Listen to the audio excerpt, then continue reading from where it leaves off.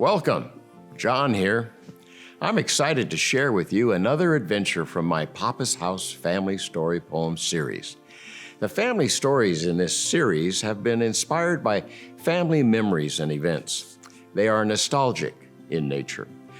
But over the past 40 plus years, I have also written for my children and grandchildren several fairy tale poems about princes, princesses, unicorns, wizards, evil witches, and so on.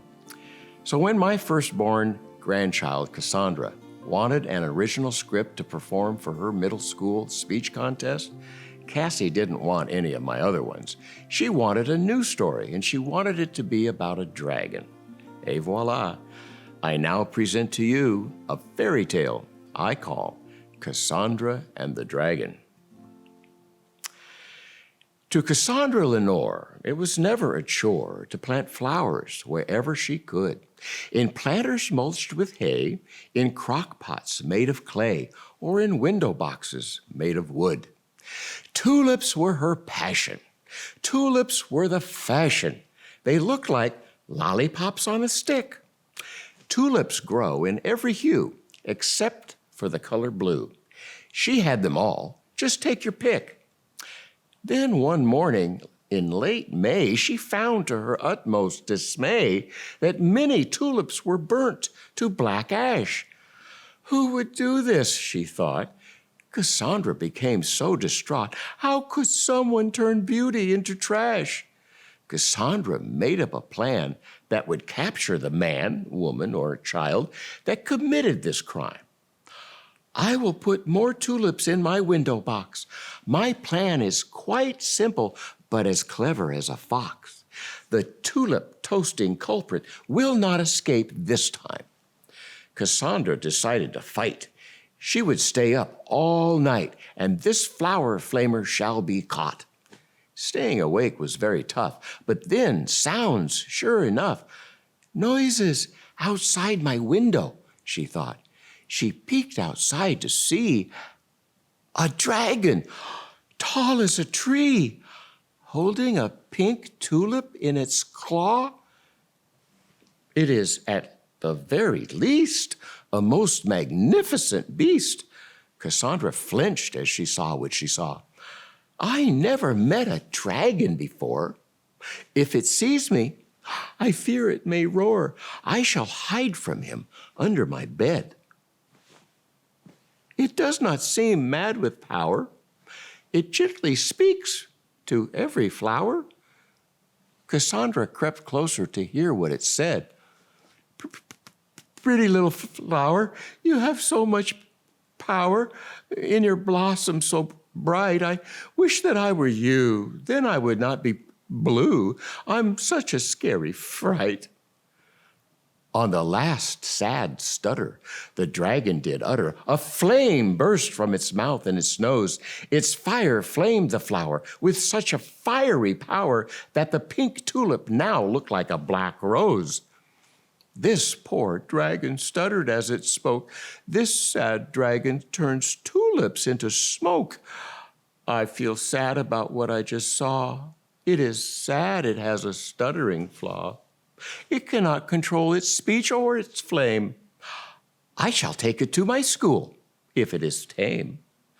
I shall push open my window with ease and speak softly, Dragon, if you please. May I be your friend if you don't mind? Tell me, are you mean or are you kind? That is so nice, my dear. Pardon me this silly tear. I stutter, but I'm kind. And after her gracious offer, Cassandra did politely proffer a yellow tulip for the tearful dragon to hold. As the dragon gazed upon it, a dragon tear did fall upon it. And that one yellow tulip multiplied by tenfold. One tulip multiplied and became 10.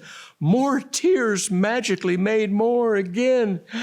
Cassandra's dragon wept with glorious joy, more and more. Finally, the dragon stopped its tearful rain, and the dragon spoke a stutter-free refrain, while it sat amongst thousands of lovely, colorful tulips galore. I shall be honored to be your friend. I shall be your best friend to the very end. You repaired a dragon's broken heart. I pray that we will never be kept apart. Your kindness cured my speech and flame. Life for the two of us will never be the same. Cassandra and the dragon lived close by as they went to school. Cassandra and the dragon lived according to the golden rule.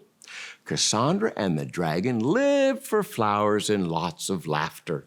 Cassandra and the dragon lived as best friends, happily ever after. Thanks for listening to one of my fairy tales. I hope you liked it. I will be recording and posting the bulk of my fairy tale stories a bit later in my playlist. They run a bit longer than my nostalgic family story poems, so I wanted you to get to know me better before I unleash all the happily ever afters on you. When Cassie asked me to write about a dragon,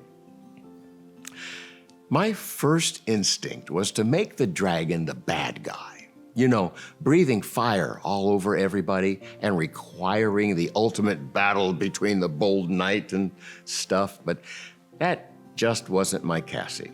She's gentle and kind and is a bit shy, especially in middle school, where she found herself a foot taller than most of her classmates.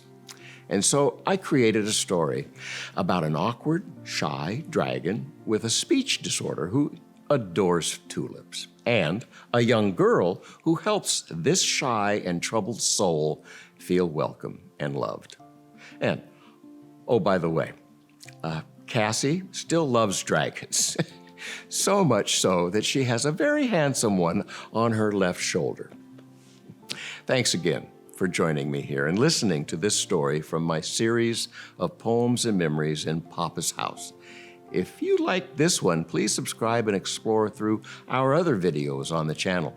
You can also register for updates and a free membership at my website found in the description below. Oh, and if you would, comment the word dragon so I know you stuck with me till the end, like Cassandra and the dragon did. Thank you.